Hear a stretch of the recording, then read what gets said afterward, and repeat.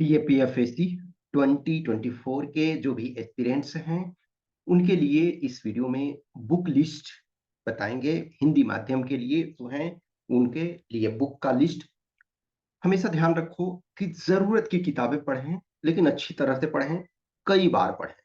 वो कहा जाता है ना कि रादर ना 10 बुक पढ़ने की जगह एक बुक को 10 बार पढ़ो। जो बुनियादी जरूरतें होती है, जो बेसिक चीजें होती है, वो हर किताबों में आपको मिलती है। ऐसा नहीं है कि कोई चीज यदि पृथ्वी गोल है तो किसी किताब में लिखेगा कि पृथ्वी गोल है, तो किसी में लिखाएगा कि वो वर्गाकार है। नहीं, यदि कुछ जलधाराएं हैं दुनिया में, तो यदि गर्म जलधारा है तो सारी बुक में गर्म ही रहेगी। किसी बुक में वो उसको ठंडी, और यदि उसको ठंडी कर दिया जा रहा है, इसका मतलब है कि वो बुक गलत लिखा हुआ है। तो जो ऑथेंटिक बुक्स हैं, खास करके जो एनसीईआरटी की किताबें हैं, जो मल्टीपल टाइम चेक किया जाता है, मल्टीपल प्रोफेसर्स वगैरह उसमें कंट्रीब्यूट करते हैं, तो उनको पढ़ें। कुछ किताबें हैं जो आपको चेंजेस उसमें आते रहते हैं, तो उसमें अपडेट टाइम के साथ आता है। और कुछ जो होते हैं वो आपको लंबे समय तक चलते रहते हैं। जैसे इतिहास वाले सेक्शन में देखोगे, आपको पुराने जो एंशियंट मिडाइवल मॉडर्न है उसको भी पढ़ने के लिए बोला जाता है। वो आप चाहो तो पढ़ सकते हो, लेकिन अधिक जो है जो नई वाली किताबों से आता है, तो इसमें देखना है। यदि आप हमारे चैनल पे नए हैं तो प्लीज सब्सक्राइब द चैनल। और यदि आप हमसे जुड़े हुए हैं तो कंटिन्यू जुड़े रहिए। ऐसा नहीं है कि मैं ये कहूंगा कि मैं आपको बेड़ा पार करा दूंगा। नो, आप मेहनत करोगे, हमसे जुड़े हुए रहोगे, या कहीं से भी जुड़े हुए रहो, जो गाइड कर रहे हैं, मैं लंबे समय से आप लोग को गाइड कर रहा हूँ, तो जुड़े हुए रहते हो, तो ये आपका फायदा होगा। तो इट्स बेटर है कि कुछ लिमिटेड जगह से आप जुड़ो, कुछ मेंटर से आप जुड़ो, और वहां से किताब लो। तो इसमें हम जो सिलेबस है वो डिस्कस कर चुके हैं पिछले वीडियो में। अब इसमें आज हम बुक की लिस्ट आपको प्रोवाइड करते हैं। तो इतिहास में देखा जाए तो भारतीय इतिहास के कुछ विषय यानी कि थीम्स इन इंडियन हिस्ट्री, तो क्लास 12th का है। तो भाग 1, 2 और 3, यानी कि themes in Indian history part 1, part 2, part 3। ये बुक 3 आपको लगेगा, लेकिन जो आपके ये पतले बुक्स हैं। अब इसमें से पेपर ये पार्ट 1 जो है उसमें 4 चैप्टर्स है, पार्ट 2 है उसमें 5 चैप्टर्स है, पार्ट 3 है इसमें 6 चैप्टर्स है, तो 15 चैप्टर्स है। आप इसको 3 डेज में आराम से कंप्लीट कर सकते हो। नेक्स्ट आपका जो भारतीय कला का परिचय भाग 1 और भारतीय कला का परिचय भाग 2। तो भाग 1 जो है वो क्लास 11th का है, और जो भाग 2 है वो क्लास 12th का है। क्लास 11th वाला बहुत पहले आ चुका था। क्लास 12th वाला जो है अभी 2-3 साल पहले शायद वो आया है। ये आपका इसेंशियल है, ये इसको बार बार पढ़ना है। देखा जाए तो इसमें 5 बुक्स हो जा रहे हैं। 5 बुक्स, लेकिन ये पतले पतले बुक हैं, एक किताब को एक दिन में आप कवर कर सकते हो। या आप फर्स्ट टाइम पढ़ रहे हो तो 2 डेज लगाओगे, तो 5 बुक्स हैं तो 10 डेज। नेक्स्ट इसके बाद जो स्पेक्ट्रम आप पढ़ सकते हो आधुनिक भारत का इतिहास के लिए। फिर आधुनिक भारत के इतिहास जो पुराना है, ओल्ड वाला है, वो बिपिन चंद्र वाला। मध्यकालीन भारतीय भारत का इतिहास जो है सतीश चंद्र का।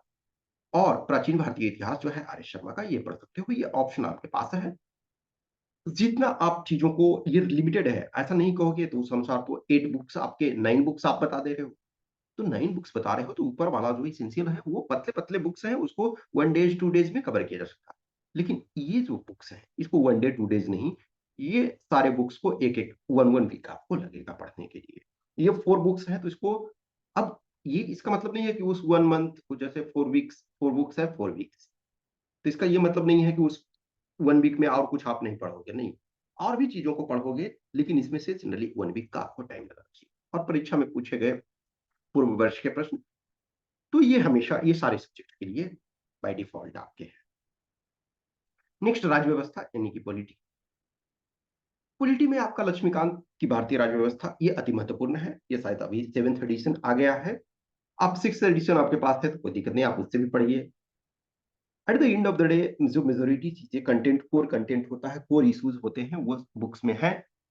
कुछ नए चैप्टर्स जो हैं एवरी टाइम ऐड होते रहते हैं, कुछ जो चेंजेस हैं हमेशा होते रहते हैं। वो कहते हैं ना कि change is the only constant thing. तो जब चेंजेस होते रहते हैं तो वो आपका ये ऐड होता है। नेक्स्ट है भारतीय संविधान, सिद्धांत और व्यवहार।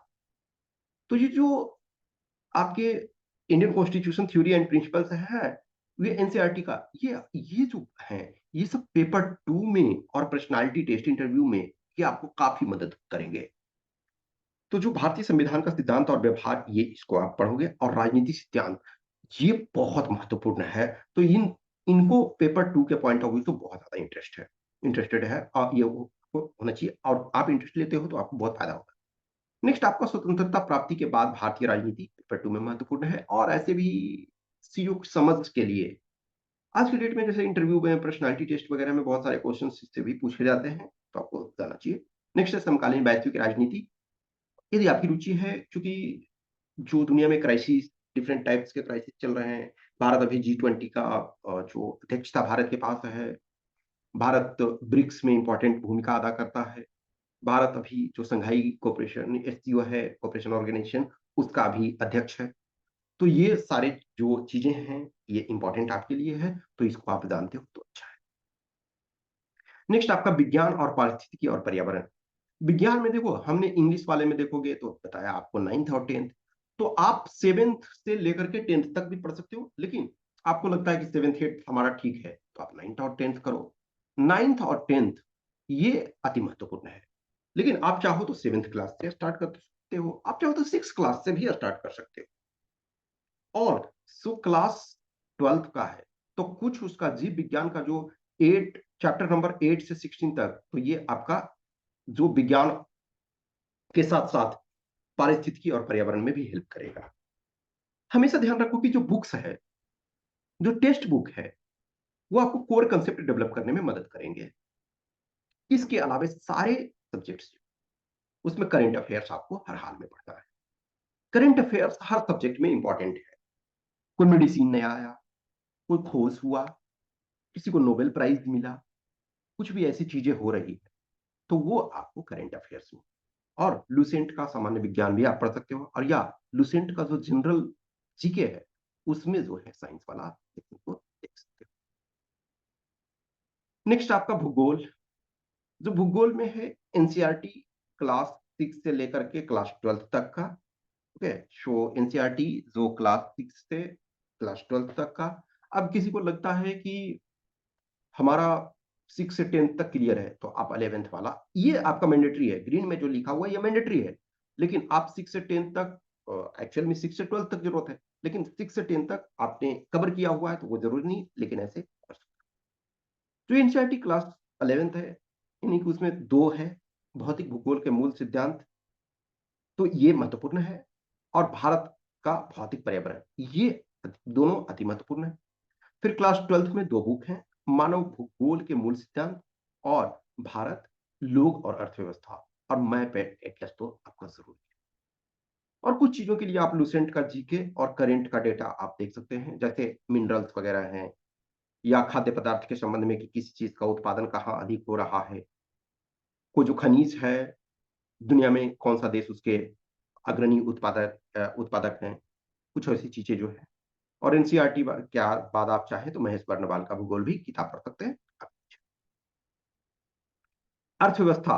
अर्थव्यवस्था बहुत सारे लोगों के लिए, बहुत सारे कैंडिडेट्स हैं, उनके लिए बहुत बार चैलेंजिंग होती है, लेकिन जब चीजों को आप बेसिक, ये प्रॉब्लम क्यों होता है ना, कि बेस पर आप ध्यान नहीं देते। आप जो भी एग्जाम दोगे, तो मेजोरिटी ऑफ पीपल हो जो ग्रेजुएशन कंप्लीट किए हुए होंगे उस समय तक, या ग्रेजुएशन सपोज अभी मैक्सिमम ग्रेजुएशन कंप्लीट किए हुए हो, या आप फाइनल ईयर में हो ग्रेजुएशन के, तो 9th तो 10th तो आप बहुत पहले पास कर चुके हो ना, तो 9th की चीजें तो आप पढ़ सकते हो। तो एनसीईआरटी का क्लास 9 से स्टार्ट करो। क्लास 9 से एनसीईआरटी की ब्यूटी ये है कि ये आपको स्टोरी के फॉर्म में चीजों को समझाया हुआ रहता है। तो आप जो एनसीईआरटी क्लास 11 ये 9th है, उसका अर्थशास्त्र, अर्थव्यवस्था, उसको पढ़ो। आर्थिक विकास की समझ क्लास 10th का, चीजें स्टोरी के फॉर्म में रहेगी। फिर भारतीय अर्थव्यवस्था का विकास क्लास 11th, क्लास 12th का व्यष्टि अर्थशास्त्र एक परिचय एवं समष्टि अर्थशास्त्र एक परिचय, ये दोनों। तो टोटल आपके इधर 5 बुक्स हो जाते हैं, और लुसेंट जीके का भारतीय अर्थव्यवस्था वाला और जो आपका बजट ये सब है, करंट अफेयर्स, पूर्व वर्ष का ये प्रश्न पत्र, ये आपके नेक्स्ट आपका जो मैथ और क्वांट में है, तो ये इसमें से आप आर.एफ. अग्रवाल का गणित वाला जो किताब आता है और रीजनिंग वाला, तो रीजनिंग वाला बहुत मोटा है, तो सारी चीज़ को नहीं, अब रीजनिंग वाला का इनफैक्ट छोड़ सकते हो। कुछ चीज़ों को देख लो, इट्स बेटर है कि जो मैथ वाला पार्ट है आर.एस. अग्रवाल का वो लो, और जो सीएपीएफ है और जो सीएसई आपका है, उसका जो पेपर 2 है, उसके लास्ट 10 इयर्स के क्वेश्चंस को प्रॉपर तरीका से कर लो, वो आपके क्लियर हो जाएँगे, ठीक है? सो इनको कर लो। नेक्स्ट आपका पेपर 2 में है, तो रे एंड मार्टिन का high school English grammar and composition, S Chand publication का है। अब इसमें से देखो, ये हिंदी माध्यम के आप हो, तो वो बुक लो जिसमें हिंदी माध्यम में लिखा हो। और दूसरा एक है British English grammar, doctor Ashok Kumar Singh, जो स्टूडेंट फ्रेंड्स पब्लिकेशन का है। तो ये दोनों में से कोई आप ले लो, चाहो तो दोनों ले सकते हो।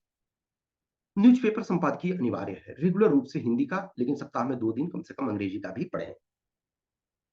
आप चाहो या ना चाहो, बेसिक इंग्लिश आपको आना चाहिए। वो आपको दोनों में यूज़ होगा। आपको पेपर 1 में भी कुछ चीज़ें, कुछ क्वेश्चन्स ऐसे होते हैं, जो शायद आपको हिंदी में समझ में नहीं आ रहा हो, उसके इंग्लिश वर्ज़न को देख लो। समटाइम कुछ क्वेश्चन्स ऐसे होते हैं, जिसका हिंदी वाला डिफ़िकल्ट आपको लगेगा, इंग्लिश वाला उसका आसान लगेगा। कुछ ऐसे क्वेश्चन हैं, जिसका इंग्लिश वाला डिफ़िकल्ट आपको लगता है, हिंदी वाला आसान लगता है।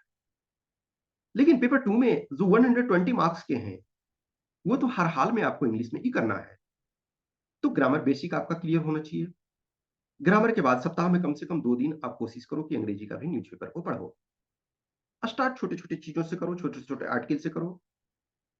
रात में हर डे ये कोशिश करो कि जो इंग्लिश वाला न्यूज़ को भी सुनने की आदत डालो। ये एक कंटीन्यूअस प्रोसेस है। बहुत सारे कैंडिडेट्स को मैं देखता हूँ कि वो बोलते हैं अंग्रेजी स्पीकिंग कोर्सेज़ हम करेंगे। अंग्रेजी स्पीकिंग कोर्सेज़ को करने से आप ये मत समझो कि चीज़ें बहुत आसान हो जाती, और वो आप 2 महीने के लिए आपको करा दिया गया, लेकिन फिर आप प्रैक्टिस छोड़ देते हो। तो इट्स बेटर है कि रेगुलर रूप से करने की कोशिश करो। रेगुलर रूप से थोड़े-थोड़े चीज़ों को करो। डेली बेसिस पे थोड़ा-थोड़ा इम्प्रूवमेंट करोगे तो चीज़ें, एक चीज़ ध्यान रखो कि आप किसी भी माध्यम से हो, हिंदी से हो, इंग्लिश से हो, ये बहुत फ़र्क नहीं पड़ता है। हाँ, सो हिंदी माध्यम से हैं, उनको थोड़ा-सा इंग्लिश समझने में इनिशियली दिक्कत होती है। लेकिन बहुत सारे स्टूडेंट्स हैं, जो बहुत अच्छा रैंक ला रहे हैं हिंदी माध्यम से भी। अब पेपर 1 में तो आपका भाषा बाधा नहीं है ना, पेपर 1 में तो आपको कंप्लीट क्वेश्चन हिंदी में भी है, इंग्लिश में भी है। हाँ, कुछ समस्याएँ होती है कि हिंदी वाले कुछ ट्रांसलेशन में दिक्कत होती है। लेकिन जनरली कोई ज़्यादा ये प्रॉब्लम नहीं है। तो आप किसी भी लैंग्वेज से हो, किसी भी भाषा से हो, किसी भी माध्यम से हो, वो आपका बैरियर नहीं, इनेबलर होना चाहिए, परेशान नहीं हो। इंटरव्यू भी आप हिंदी में दे सकते हो, उसमें से कोई दिक्कत नहीं है। उसके बाद कुछ क्वेश्चन्स क्यूरी डाउट्स होता है, आपके कुछ प्रश्न होते हैं, कुछ विचार आते हैं, तो आप कमेंट बॉक्स में कमेंट कर सकते हो, या हमें मैसेज कर सकते हो इस व्हाट्सएप नंबर 8527146498, या टेलीग्राम नंबर 7404909669 पे। आप पॉजिटिव रूप से चीज़ों को वर्क करते रहो, देर-सवेर आपको सफलता ज़रूर मिलती है, और यदि सफलता नहीं मिल रही है, तो कहीं न कहीं आप में कमी है। हाँ, हो सकता है, जिस एग्ज़ाम के लिए आप फ़ोकस कर रहे हो, शायद वहाँ सफलता कुछ टाइम नहीं मिल पाती। लेकिन एक स्टूडेंट जो लेवल में है, जो सही से मेहनत किया है, वो कुछ ना कुछ अच्छी जगह ज़रूर जाते हैं। Okay, thank you.